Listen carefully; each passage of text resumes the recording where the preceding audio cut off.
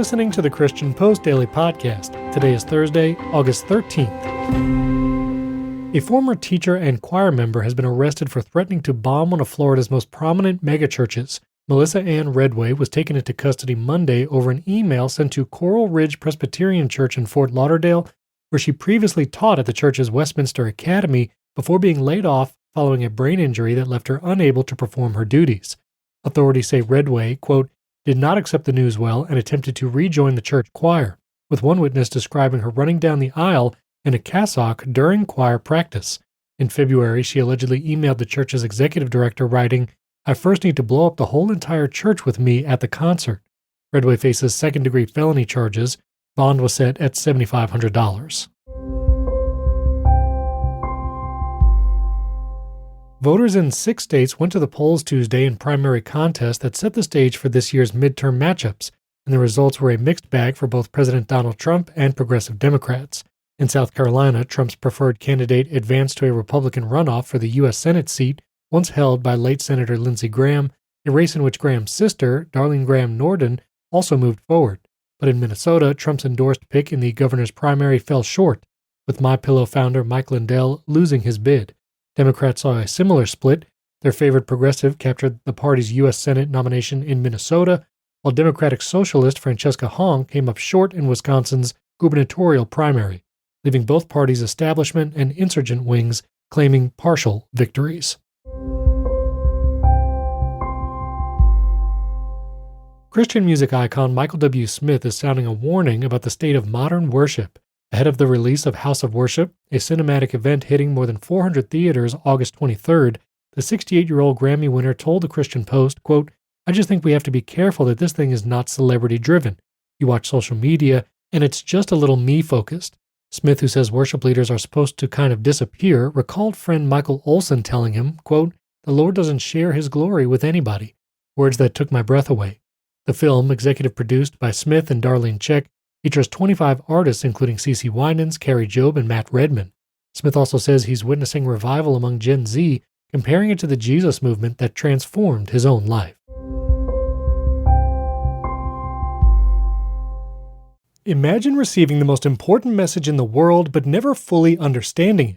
Many individuals, families, and communities still don't have access to the full Bible in a language and format they clearly understand. Bible translation helps people learn who God is, encounter Jesus, and grow in their faith. And this summer, you can be a part of what God is doing through Bible translation around the world. Your gift to Wycliffe Bible translators can help support work in 189 languages, with the potential to impact nearly 441 million people who are still waiting to understand God's Word. Make an impact today at Wycliffe. That's wycliffe.org/summer. You'll also find the link in the show notes. Be part of making God's Word available to all people everywhere. Our thanks to Wycliffe for sponsoring this episode.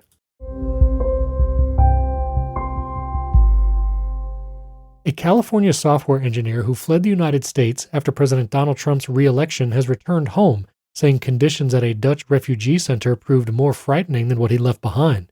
Jane Michelle Ark, 48, a man who identifies as a woman, traveled to the Netherlands in April 2025 and was housed at Ter Apel, the country's largest asylum registration center, a facility criticized for overcrowding and crime. Ark, who described the environment as dire and reported hostility from other asylum seekers, said, quote, this is the dumbest thing I've ever done. Back in San Francisco, he complained that America is really, really loud and overwhelming, and that transphobia is quite overt. 76 Americans sought asylum in the Netherlands last year, up from 9 in 2024, though Leiden University professor Marloes Schroever says success is unlikely. The conservative legal group Alliance Defending Freedom is calling on a Colorado school district to scrap what it calls a graphic and ideologically driven sex education program.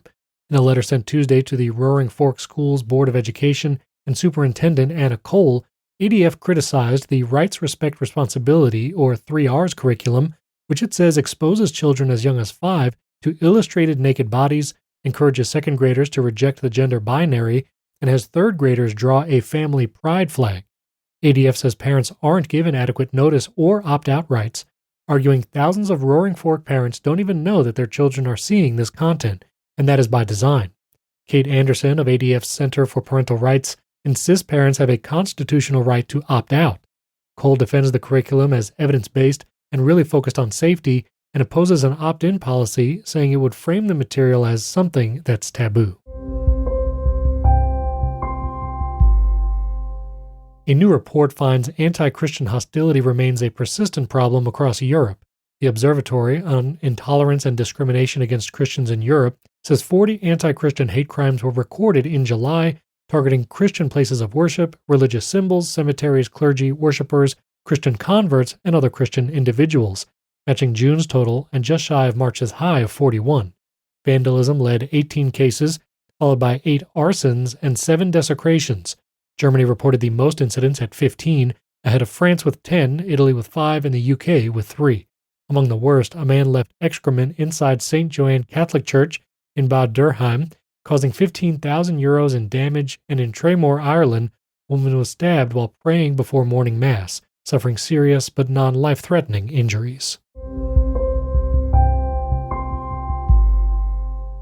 Prominent Southern Baptist pastor Mike Stone, who leads Emmanuel Baptist Church in Blackshear, Georgia, announced that his daughter Sarah has entered hospice care at the family's home after years of battling chronic illness. In a post on X published Saturday, Stone wrote, quote, "After a courageous battle with numerous physical illnesses, our precious Sarah has entered hospice care," adding that the family faces the days ahead with Christ, confidence in the resurrection, and the blessed assurance that our sovereign God does all things well. Stone, a former chairman of the SBC Executive Committee and 2021 candidate for SBC president, received an outpouring of support, including the Lake Point Church pastor Josh Howerton and Southern Baptist Theological Seminary president Albert Mohler. Sarah, who lives with Ehlers-Danlos syndrome, gastroparesis, and POTS, has written on Facebook, quote, "In a body that's falling apart, I've discovered a God who never does." You can learn more about this story and everything you heard today by clicking the links in the podcast show notes below. Thank you for listening to the Christian Post Daily Podcast. We encourage you to follow the show in your podcast player of choice, Apple Podcasts, Spotify, or third-party podcast players like Overcast and Pocket Casts. You can also download the Edify app for free and listen to all the podcasts on the Edify network by clicking the link in today's podcast show notes. We would also appreciate a 5-star rating in Apple Podcasts and Spotify to help us reach a wider audience with the Christian Post Daily Podcast.